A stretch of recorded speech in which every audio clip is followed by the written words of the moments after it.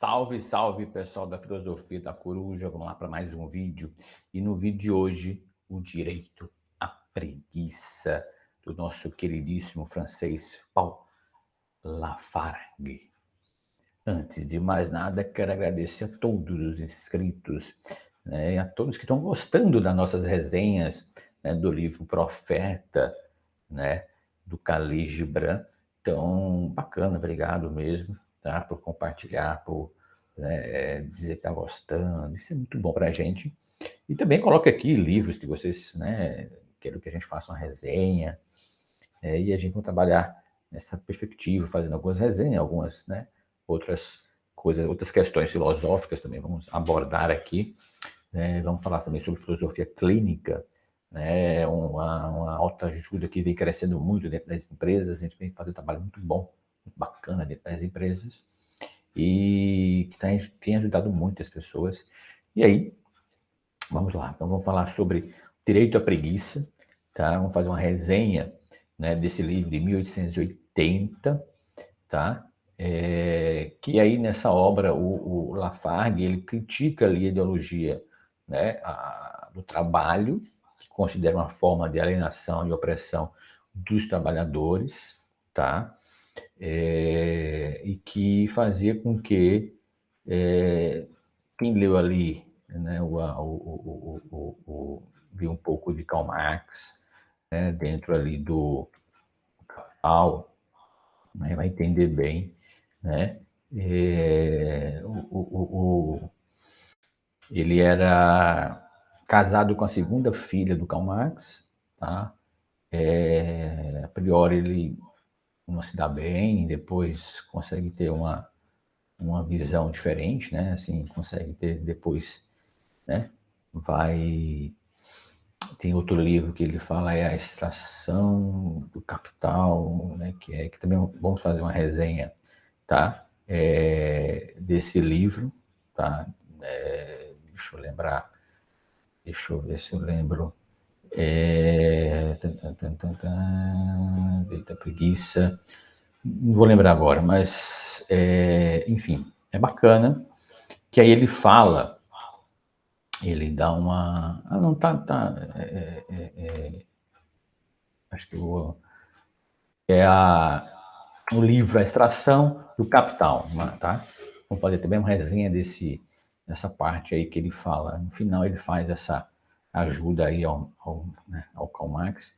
Ele foi um revolucionário, né? O Paulo Lafargue, jornalista socialista, né? Franco-cubano, né? Escritor, ativista político.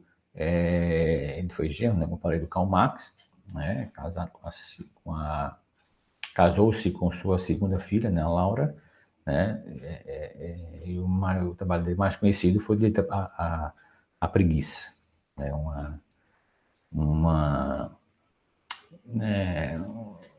Uma provocação, né? Digamos assim, tá? Crítica, né? Basicamente. Então, vamos lá. Então, a gente sabe dessa alienação que causa, né, na questão do capitalismo, né, que faz com que a gente entenda que tudo, né, dentro do capitalismo vira mercadoria e a gente entende que a gente tem que pagar por essas coisas que, né, assim são colocadas, são impostas para a gente com mercadoria, né, com água, né, coisas, alguns recursos naturais básicos, e que a gente tem que pagar, né? E, além disso, essa alienação se transfere, né, vem da sua criação, né? Você tem que trabalhar, depois tem no Profeta, tá? Que a gente está falando, vai ter só parte sobre trabalho, né? E essa idealização do trabalho, que, muito embora vem na construção péssima, né? Ali na Grécia, ele retoma essa questão também, que era terrível, né? Quem trabalhasse, ainda muito hoje, quem trabalha na questão braçal ainda tem esse preconceito, né? Não com, né, questão intelectual ou quem trabalha de outra forma, muito embora você medido pelo que você tem, né? O sucesso, ele não é um sucesso coletivo, ele é um sucesso individual, né? O que você tem. Se você tem, né, dinheiro, você está dentro de uma sociedade assim escrita, tá?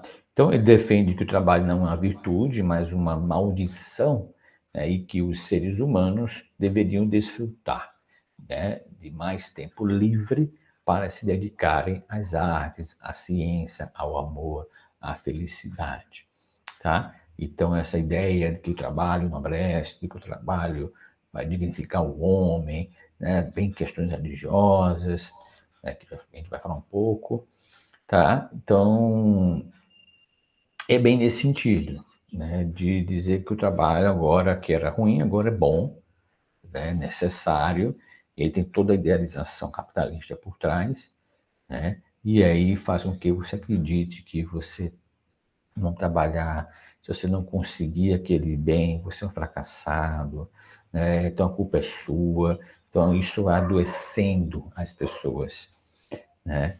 Então, enfim. Então, o livro é dividido em 3, né, capítulos, que é aqui que eu dividi 3 capítulos só, né? Que é o dogma ao trabalho, as bênçãos, tá? Da preguiça, né? E o exemplo dos povos, né, felizes, tá? Peguei só esses 3 aqui para a gente fazer essa resenha. Então, o primeiro capítulo, né, o Lafargue vai analisar como o trabalho se tornou um valor sagrado na sociedade capitalista, né, como a gente vem, né, que exige cada vez mais a produtividade e a exploração dos trabalhadores, né? E aí a gente, muitos são explorados, muitos são extorquidos, né, feito de, né, situações não análogas, tá? Mas situações de escravidão mesmo que a gente vem vendo, né? E aí ele mostra como também as religiões, as filosofias e as ciências contribuíram para legitimar essa ideologia, que ele chama de estranha loucura. Ele também denuncia como um trabalho excessivo gera miséria, doenças, ignorância e crimes. Tá? Muito bacana, né? E aí ele, né, nessa questão, geralmente isso, que se você tem muitos com muita riqueza, é simples, né? Você tem um bolo. Se uma pessoa pega a maior fatia, é lógico que esses outros vão se contentar com pouco, ou quem tiver mais rápido vai pegar a outra fatia também maior, e ou vai sobrar quase nada, ou nada para ninguém, né? Então, isso é lógico, tá? Então, você tem aí muita gente, né, bilionária, né? Muita gente no sentido, né, muito pouco, né, em relação à quantidade quantitativa de pessoas, né? No Brasil parece que são 200 e poucos, né, bilionários, né? Enfim, tá? Então ele vê nesse sentido. E aí ele critica também o dogma desastroso, né, das bênçãos, né, do trabalho, que segundo ele só faz escravizar os trabalhadores e também os impede de desfrutar os prazeres da vida, né, de você trabalhar 6 horas, 4 horas por dia, né, de você poder fazer seu exercício físico, você poder curtir a família, né, dar mais carinho para o filho. Então, você ter essa concepção, ter esse tempo é maravilhoso, entendeu? Então, é o que mais pode fazer com que você tenha você viver, você conhecer os prazeres da vida. Por que só pouquíssimas pessoas podem ter esse prazer e não quem quer, não é? Lógico que você pode dizer, nem todo mundo quer. Lógico, né? Complexidade do ser humano, né, é inerente, né? A gente tem aí vários, tá? Exemplo disso no nosso vários vídeos aqui falando sobre isso, tá? E, enfim, então, a gente quer poder viver um pouco, né? Escolher, ter essa liberdade, que também eu falo também de liberdade lá no livro do profeta, né, do Cali, não percam, tá? Os próximos, né, capítulos aí, nossos próximos vídeos, tá? E aí ele fala nessa questão, né, que defende o direito à preguiça, né, como uma forma de resistir à exploração capitalista e de recuperar a dignidade humana. Ele também expõe as contradições e as misérias geradas pelo sistema produtivo baseado no trabalho assalariado. Aí também mostra no livro, como o trabalho excessivo e alienado consome, a saúde. A gente trabalha 12, 14 horas por dia, se você colocar a ida para o trabalho 2 horas, a volta mais 2 horas, a pessoa fica quase 16 horas. Você sai lá 4 da manhã, a 4 da tarde dá 12 horas. E a pessoa chega 8 horas da noite. Então, se colocar isso, são 16, 17 horas, aí ainda chega, vai ter que trabalhar em casa, fazer alguma coisa, já vem cansada no ônibus. Então, ou seja, imagina tudo isso. Então, isso já dá a pessoa a doença, pessoas adoecendo, já vão com raiva para o emprego, para o trabalho. Então, tudo isso é uma miséria, duplamente, digamos assim, que essa miséria que é gerada pelo sistema, você fica miserável a isso, que é baseado aí no trabalho assalariado, tá? E esse trabalho excessivo, como ele fala, consome a saúde, a inteligência e a criatividade dos trabalhadores, que se tornam meras máquinas, a serviço dos patrões. Quando a gente tem mais tempo para pensar, refletir, pensar sobre o trabalho, a gente consegue ser mais criativo. Quando a gente não tem, você vai pensar cansado, com o som dentro do ônibus, louco para chegar em casa, complicado. E aí também ele denuncia a hipocrisia da moral burguesa, que ali consegue exaltar o trabalho como valor supremo, mas que, na verdade, vai se beneficiar da ociosidade e do luxo, com a exploração do trabalhador.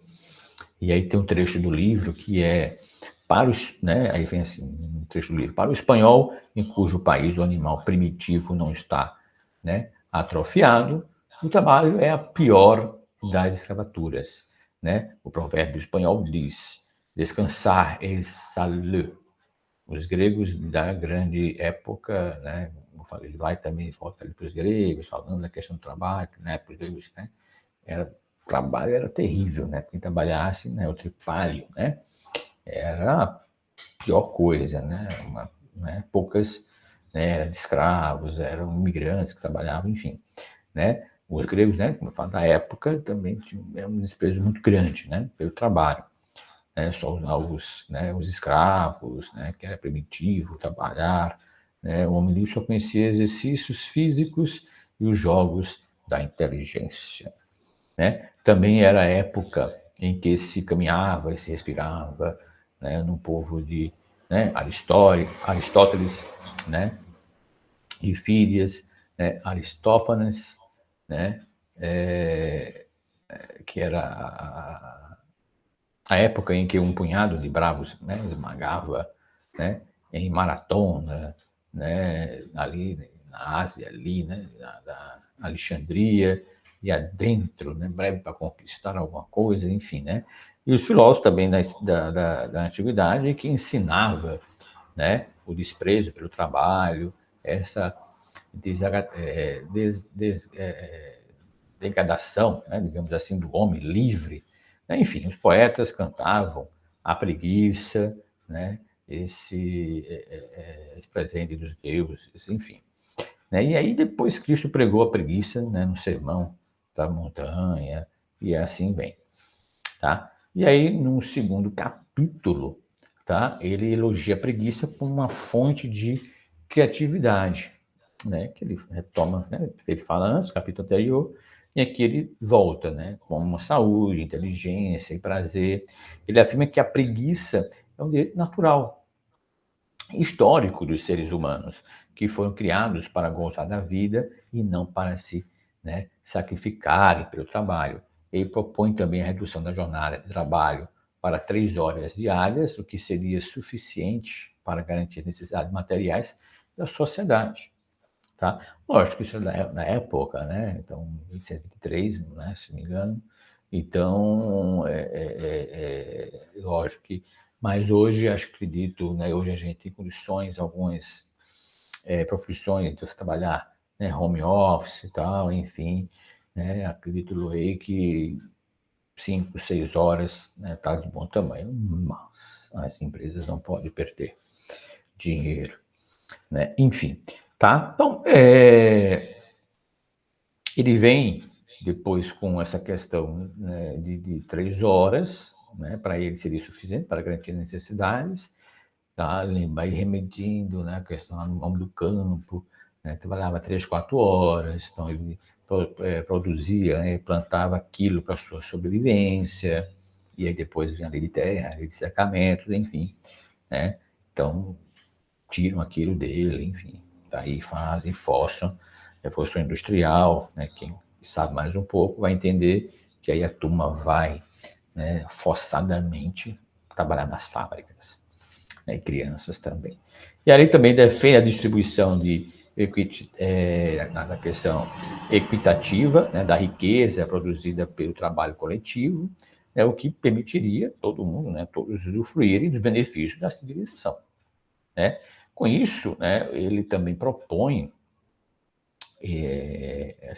a preguiça como uma alternativa ao trabalho compulsório, tá, da acumulação de riquezas, certo? Ele defende também que os trabalhadores devem reduzir as horas de trabalho e, ao reduzir as horas de trabalho, aumentar as horas de lazer, para poder se dedicar a atividades artísticas, científicas, culturais, né? Nós falamos, né? Então, se você trabalha menos, né? Aliás, você tem menos, trabalha menos, tem mais tempo livre de academia, né, de fazer compra, então o mercado gira, a economia está girando, enfim, tá? E aí, fora a sua saúde, o seu bem-estar, né? E também afirma que a preguiça é uma fonte de felicidade e de progresso, pois estimula a imaginação, né, a inventividade, digamos assim, né, que é o termo que eu lembro que ele usa. E também ele critica a ideia de que o trabalho é uma necessidade natural do ser humano e argumenta que o trabalho é uma imposição histórica e social, certo? E aí, no terceiro capítulo, ele apresenta exemplo de povos que vivem de acordo com o princípio da preguiça, né, como os antigos gregos, os índios norte-americanos, os negros, né, africanos e os camponeses chineses, né? E aí ele contrasta esses povos com os europeus modernos, né, que ele considera escravos, né, do trabalho e da máquina, né? Na lei de terras ali, e também de cercamentos, né? Lembro que, acho que foi aqui, na lei de terras, que está domínio público no Congresso, que tem lá um dos deputados, não lembro o deputado quem foi, que diz o seguinte, que temos que tomar mesmo essas terras, né, pegar, porque se a gente deixar que essas pessoas possam ter suas terras, quem vai trabalhar para a gente, né? Então, e aí ele também contrasta esses povos, né, os europeus modernos, que ele considera escravos, né, do trabalho e da máquina, e conclui que a preguiça é a mãe do progresso e a condição para a emancipação humana. Vou repetir, ele conclui que a preguiça é a mãe do progresso e a condição para a emancipação humana. Na terceira parte do livro, ele já vem com uma análise dessas consequências, né, da superprodução capitalista, que gera crise econômica, desperdício de recursos, né, vários aí, recursos de distribuição ambiental, desmatamento, né? Não, isso aí, acho que essa aí, se eu estou colocando, tá? Aqui, né? Na América não tinha como prever isso, mas a gente vê o desmatamento, a gente vê, né, o capitalismo é a geração de lucro a qualquer custo, de qualquer forma, tá? Doa quem doer. Eu preciso, se você vai ficar com a sua água poluída, o problema é seu. Eu vou montar minha fábrica aqui, tá? Certo? E aí ele fala que superprodução é um fenômeno irracional, insustentável, que não atende às necessidades da população, mas sim aos interesses dos capitalistas. E aí, com isso, ele sugere também que os trabalhadores devem se organizar para tomar o controle dos meios de produção e, com isso, distribuir, tá, equitativamente os bens produtivos, tá? Os bens que foram assim produzidos, né? E também propõe que os trabalhadores devem criar uma nova cultura baseada na preguiça e na solidariedade, certo? Que é o que mais a gente vê, né? Isso, tá? Na quarta parte do livro, ele já vem com a crítica, né, uma crítica à música popular da sua época, que ele considerava vulgar e repetitiva. Não sei se ele está prevendo já, também temos algumas músicas assim. Enfim, ele afirma que a música é uma expressão da alma humana e que, por isso, deve ser livre e criativa. Ele defende também que os trabalhadores devem cultivar a música, né? No Japão, é muito incentivado, você vê muitos jovens indo, né, ao teatro, né, ao cinema, é um incentivo muito grande a isso, né, a leitura, a cultura, né?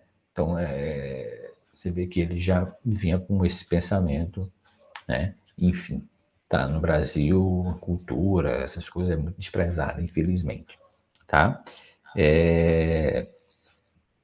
Então, vamos incentivar, né? Cultivar a música, né? Com forma de arte, de prazer, né? E não como meio de entretenimento comercial só, né? Lançamento de tal filme, aí faz aquela propaganda e você vai, não. E mesmo com, né, com prazer em entender e ver filmes que façam você elevar seu conhecimento, né? Enfim. E assim, vamos concluir o livro, né? Aliás, ele conclui o livro com apelo aos trabalhadores, né, para que se libertem do jugo do trabalho e reivindiquem direito à preguiça, né? Outro trecho do livro, né, para extirpar a preguiça e curvar os sentimentos de orgulho e também de independência, que esta guerra, né, possa gerar, né, o insight on trade, que ele fala, né, propunha encarar os pobres, né, nas casas, né, os ideais do trabalho, né, que ele chama de ideal workhouses, né, que se tornaram, né, casas de terror, onde cada um ali teria que trabalhar 14 horas por dia, de tal maneira que, subtraindo, né, tirando, roubando o tempo das refeições, ficariam 12 horas de trabalho completas. Tá? É isso, né, do livro Direito à Preguiça. Tá? E como eu prometi, vamos fazer uma pequena resenha rápida, né, do livro, que aí ele fala, já depois, né, Karl Marx morre, ele fala que é o extrato do Capital. Tá? Então, vamos fazer essa resenha do livro Extrato, né, Capital, Paulo Lafargue, né, que é uma obra que busca sintetizar e popularizar as principais ideias do Capital, em uma linguagem mais acessível e bem didática.